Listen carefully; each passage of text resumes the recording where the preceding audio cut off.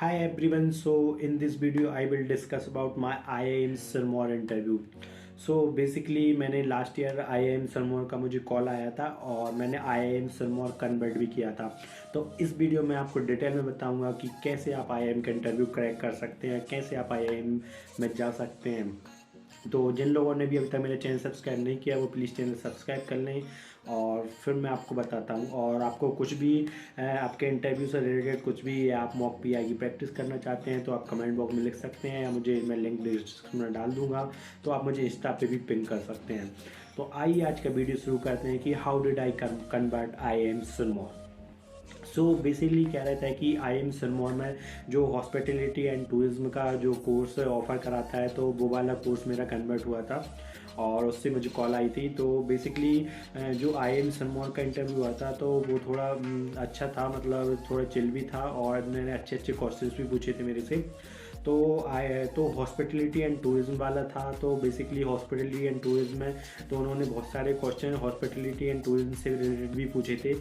Like मैंने उन्हें बताया था कि I want to become entrepreneur, तो उन्होंने मुझसे उससे रिलेटेड क्वेश्चन पूछे थे कि जैसे कि कोविड में हॉस्पिटलिटी एंड टूरिज्म में बहुत ज़्यादा इफेक्ट हुआ है। लाइक जो इंडिया भी रहता है तो यहाँ पे बहुत ज़्यादा जो डॉलर आता है वो टूरिज्म इंडस्ट्री से आता है, लेकिन पैंडेमिक में बहुत ज़्यादा हिट हो गई थी टूरिज्म इंडस्ट्री। तो उन्होंने बहुत सारे क्वेश्चन रिलेटेड पूछे थे टूरिज्म इंडस्ट्री से रिलेटेड।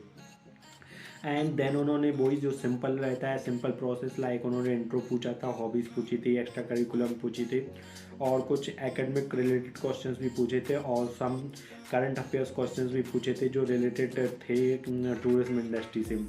एंड उन्होंने फिर मुझसे जो मेरा स्टेट, जैसे I belong to Madhya Pradesh, तो उन्होंने मध्य प्रदेश के 10 CM और 10 गवर्नर्स के नाम पूछे थे। लाइक तो जो भी आप जिस भी आप स्टेट से बिलोंग करते हो तो आप भी जो उसके जो CMs हैं, राज्यपाल हैं या जो गवर्नर्स हैं तो उनके आप नाम बिल्कुल याद कर लीजिए। और बहुत सारे जो सेंट्रल मिनिस्टर्स हैं या जो अपने प्रेसिडेंट्स हैं, जो अपने प्राइम मिनिस्टर्स हैं, तो कम से कम मिनिमम 10 तो आप याद कर लीजिए। और कोई से आए इंटरव्यू में तो उन्होंने पूरे प्रेसिडेंट्स का नाम भी पूछा, जैसे कि फर्स्ट से लेके पूरे जितने प्रेसिडेंट्स हैं उनके नाम बताओ, जितने भी प्राइम मिनिस्टर उनके नाम बताओ। तो कम से कम यदि फैक्टर ऑफ सेफ्टी लेके चलें तो कम से कम आप 10 तो याद कर ही लीजिए। आपके जो सेंट्रल अभी जैसे लास्ट ईयर जो फॉर्म लॉ का बहुत ज़्यादा चल रहा था तो उन्होंने मुझसे वो मिनिस्टर्स का नाम भी पूछा था जो who is the central agriculture minister. तो यदि आप आपके हिसाब से पूछते हैं तो जैसे अभी कुछ करंट मुद्दा चल रहा है तो हो सकता है कि उससे रिलेटेड कुछ मिनिस्ट्री का कुछ चल रहा है तो उससे रिलेटेड आपका कुछ क्वेश्चन पूछ सकते हैं। या ऐसे मान लो आप किसी पर्टिकुलर कॉलेज, जैसे मैं टूरिज्म एंड इंडस्ट्री के लिए इंटरव्यू दे रहा हूँ तो टूरिज्म एंड इंडस्ट्री है, टूरिज्म हॉस्पिटलिटी एंड टूरिज्म का कोई सेंट्रल मिनिस्टर है तो उनका नाम पूछ सकते हैं या जो भी कोई डिसीजंस लेता है उनके नाम पूछ सकते हैं। तो इस टाइप से मुझसे IIM सिरमौर के इंटरव्यू में क्वेश्चन पूछे गए थे और जो कि मैंने पहले से प्रिपेयर करके रखे थे। तो सारे क्वेश्चन के मैंने आंसर लगभग दे दिए थे।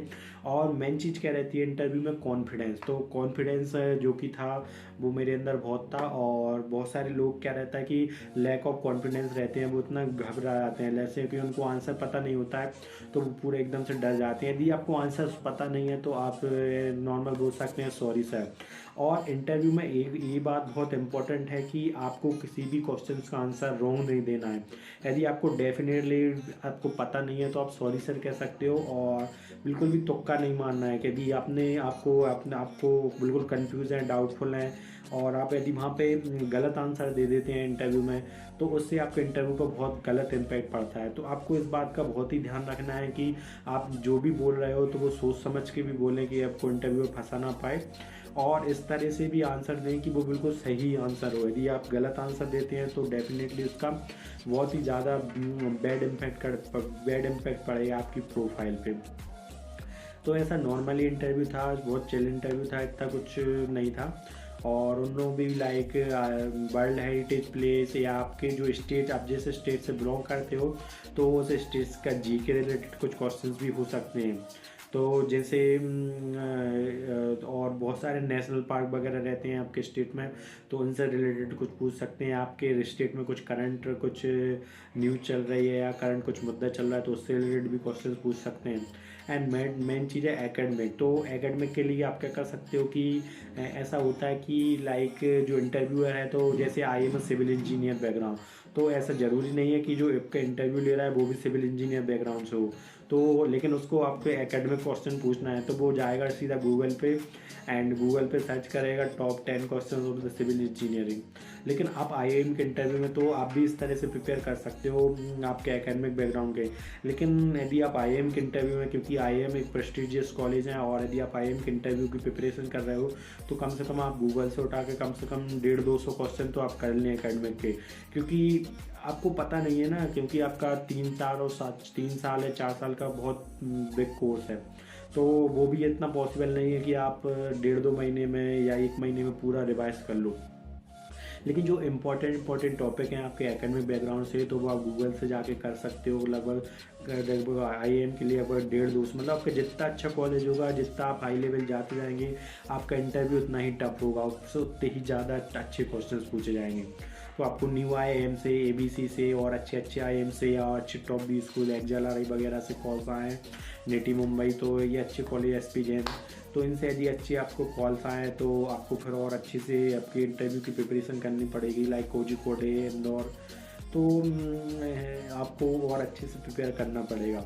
तो यही सब है, आप एकेडमिक अच्छे से कर लें, करंट अफेयर्स अच्छे से कर लें, और जो आप बोल रहे हैं उस पर थोड़ा अच्छे से, और आपका जो कम्युनिकेशन स्किल्स है, तो मेरे कम्युनिकेशन स्किल्स भी आपका देखा जाता है, तो कम्युनिकेशन स्किल्स भी बहुत आप अच्छे से कर लें। तो ये चीज़ें कुछ आपको हेल्प करेंगी इंटरव्यू निकालने के लिए। तो यही सब है, तो बाकी आप इनका ही ध्यान रखें एंड ऑल द बेस्ट। और यदि आपको कोई सपोर्ट चाहिए तो आप मुझे कमेंट बॉक्स में लिख सकते हैं।